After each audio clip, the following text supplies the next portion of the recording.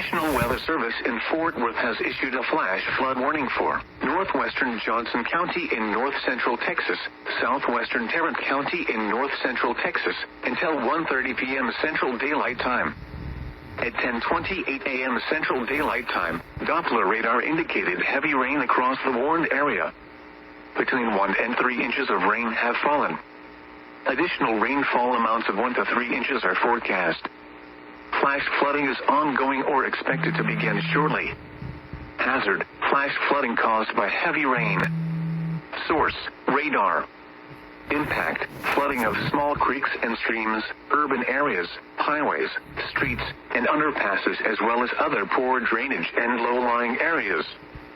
Some locations that will experience flash flooding include Fort Worth, Burleson, Cleburne, Benbrook, Crowley, Keene, Joshua, Pecan Plantation, Edgecliff Village, Godley, Cross Timber, Edgecliff, Crescent, and Benbrook Lake.